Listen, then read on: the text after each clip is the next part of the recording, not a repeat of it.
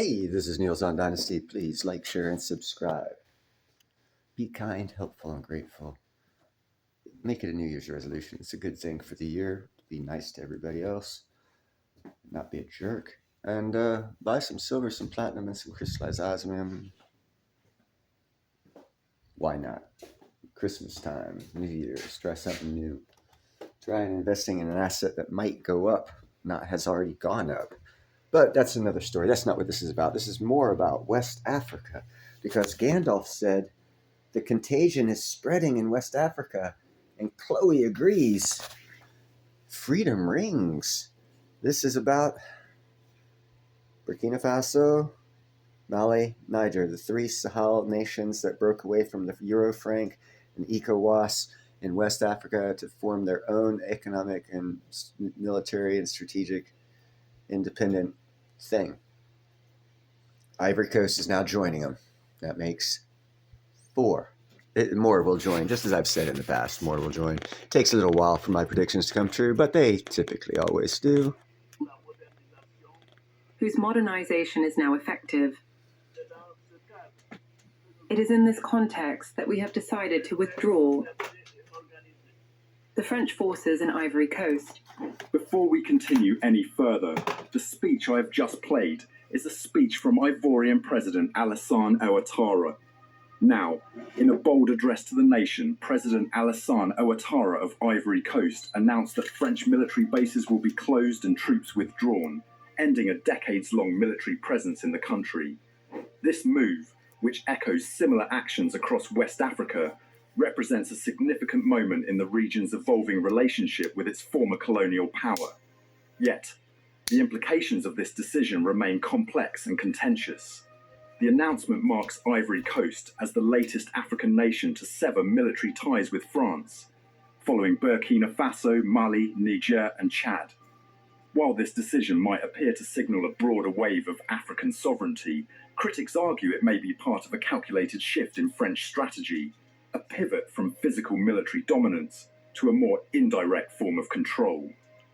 Ivory Coast's decision comes at the tail end of a series of troop expulsions across Francophone Africa. Over the past 2 years, the Sahel region has witnessed a dramatic collapse of France's military partnerships. Operation Barkhane, a French-led counterinsurgency mission launched in 2014, initially involved over 5,000 troops deployed across the Sahel. The operation officially ended in 2022, after facing mounting opposition from local populations and governments. In 2021, Mali's transitional government under Colonel Assimi Goïta, born of a popular coup, ordered French troops to leave, accusing France of exacerbating insecurity and pursuing exploitative interests under the guise of counter-terrorism. Burkina Faso followed suit in 2022, expelling French forces and cancelling military agreements in favour of asserting national sovereignty. In 2023, Niger joined the wave, with leaders citing a growing national consensus against foreign military presence. Most recently, in December 2024, Chad, a traditional French ally in the Sahel, terminated its military agreements with France, stating that the partnership no longer aligned with its security realities or sovereign aspirations. Now, Ivory Coast, long viewed as a cornerstone of... He did say sovereign what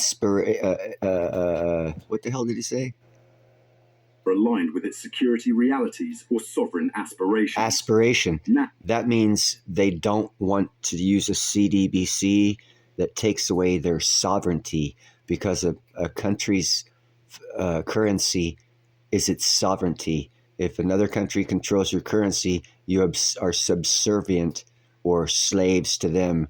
And Africa, West Africa most especially, wants freedom, economic freedom from control of other countries, which is anti-CDBC. That sentiment is spreading like wildfire. Now, Ivory Coast, long viewed as a cornerstone of French influence in Africa, has joined this chorus of dissent.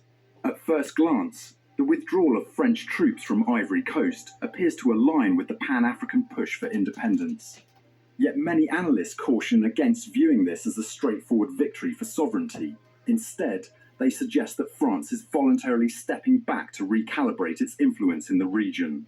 Critics argue that this shift reflects France's adoption of a proxy colonization model, akin to the British style of indirect control. By relinquishing its visible military footprint, France can avoid the backlash associated with its colonial legacy, while maintaining influence through economic, political, and cultural ties. This pivot is strategic.